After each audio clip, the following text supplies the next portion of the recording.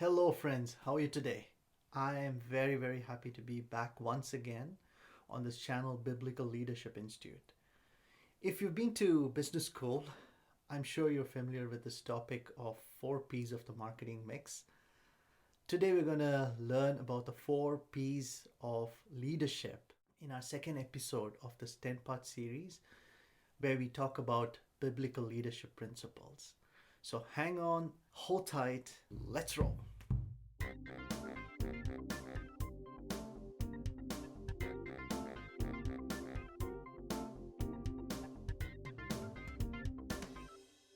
So the Old Testament talks of an interesting character called Joseph. I'm sure you know him.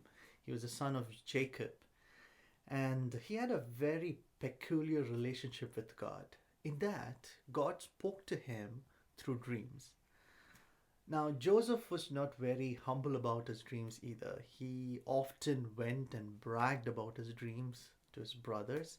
One day, Joseph revealed one of his greatest dreams. That is, the sun, moon, and the 11 stars bowing to him. When he revealed it to his brothers, they were filled with rage and said, "Too much, bro. Enough of you." And they decided to kill him.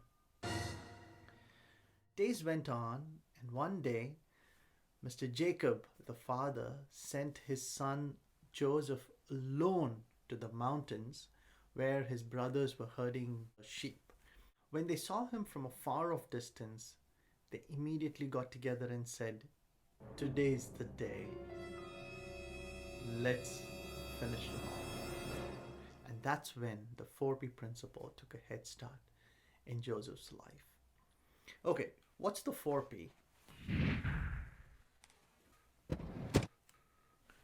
Number one, when their brothers were plotting how to kill him, they said, "Why don't we cast him into one of these pits and then go back and tell dad that a wild animal ate him?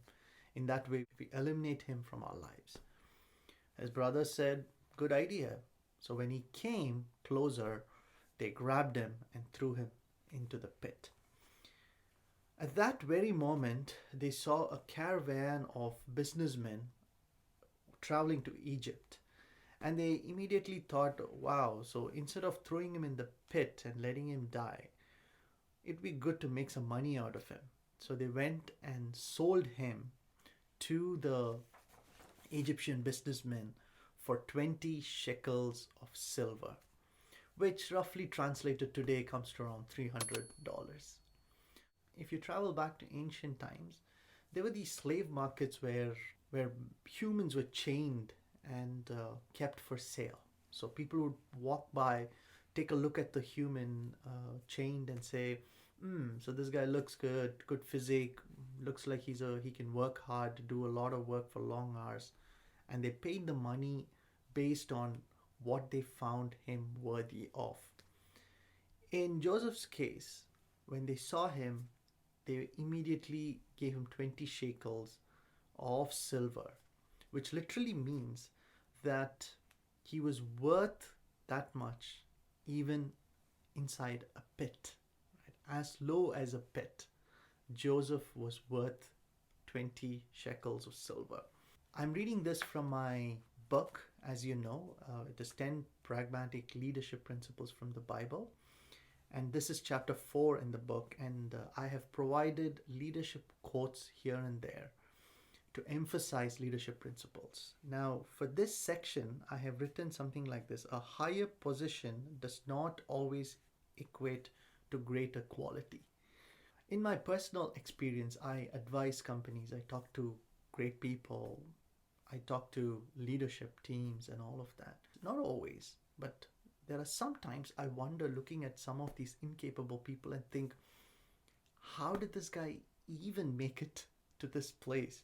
Well, on the flip side, I have met people who do not have fancy name tags or positions, but they excelled and did a great job in whatever level they were at. So which literally means that your position does not define your quality. Rather, it is you who define your quality. Joseph is a real leader. he excelled even in a pit. Okay, number two, the merchants who purchased Joseph sold him, possibly at a higher rate, to one of Pharaoh's officials called Potiphar. Now, if you look at the olden days, Pharaoh was a very, very wealthy king, and he had these officials who were also wealthy. And Potiphar was one of these officials. Now, Joseph was there went in as a slave, but the Bible says in Genesis 39 2 to 6 that the Lord was with Joseph so that he prospered and he lived in the house of the Egyptian master. Verse number 4 says, Joseph found favor in his eyes and became his attendant. Potiphar put him in charge of household and he entrusted to his care everything he owned. I'm always marveled at go-getters. These are the people who don't worry about their place, position, time, but they find some way to excel, to get things done. Joseph was one of those guys. Being a slave in a foreign land, he still found favor because of his excellence, and he became the chief of the house. Now, in life, certain things are very certain, like obstacles.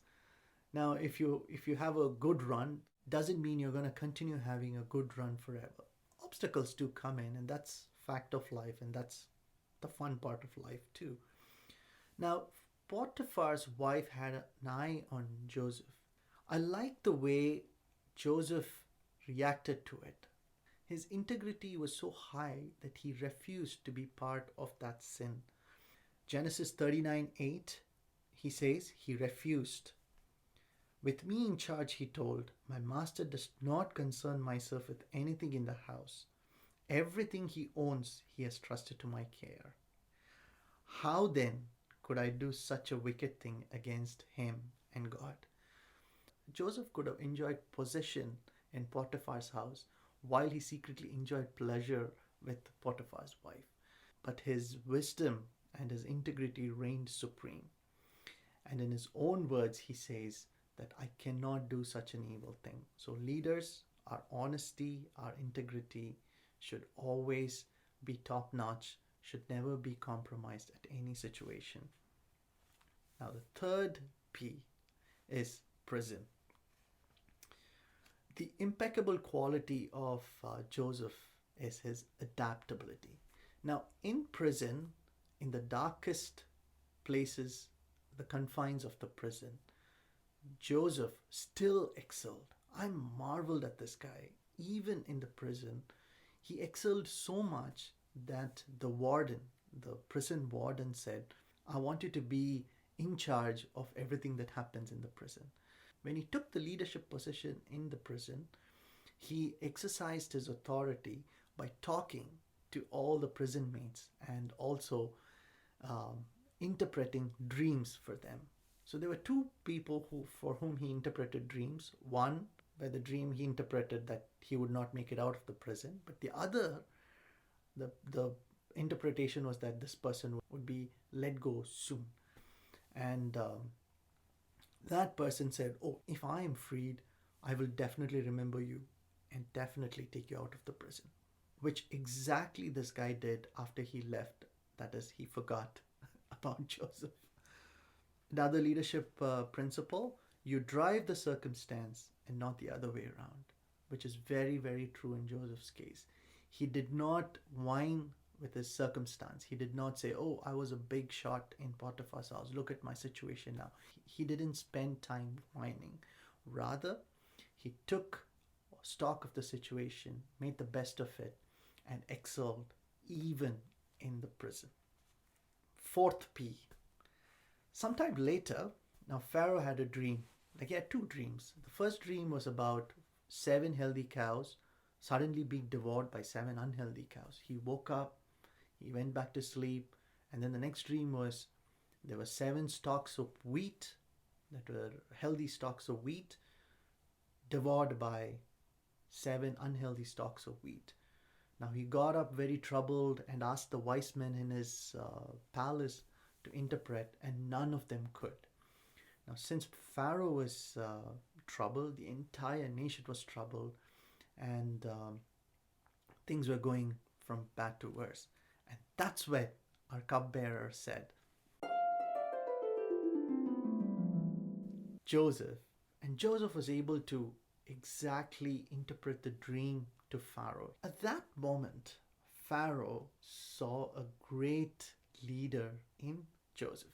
Joseph took time in the prison. He sharpened his skills so much that when he was put in front of the king, the Pharaoh, he impressed Pharaoh so much that Pharaoh said, "This is my guy. I want him to be my prime minister." And that's it, boom. From prison, he was esteemed to a position of prime minister of entire Egypt.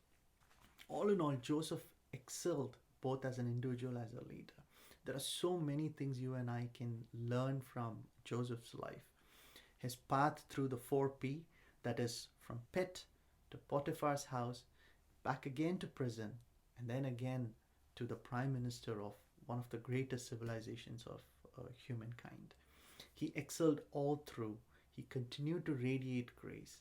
The Bible again and again emphasizes that the favor of God was on him so that he found favor from others. So the key here is to being right with God and using that favor from God to do good to everybody, especially as a leader, to your team, to your company, to the place where you serve. I pray that you become a great leader like Joseph. If you enjoyed this episode and want to hear more, hit subscribe and the bell icon, and you will be instantly notified of videos in the future. Also, my book, 10 Pragmatic Leadership Principles from the Bible, is available on Amazon for purchase. And until we meet again, it's John signing off. God bless you.